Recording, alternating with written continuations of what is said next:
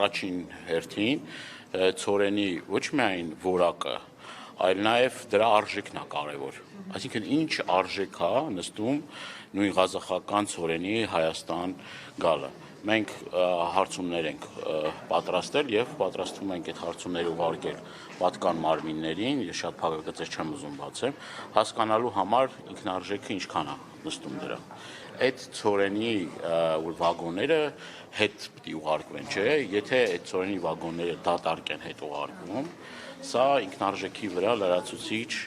լրացուցիչ ավելանում է ինքնարժեքը։ Հիմա գանք որակի, դա այդ ցորենը պիտի նախ պարզաբանումները մտցվեն, թե այդ ցորենը իրականում անասնակեր ցորեն է, ասում են 4-րդ կարգի է, դա պիտի լրացուցիչ պարզաբանումներ մտցնեն։ Այսինքն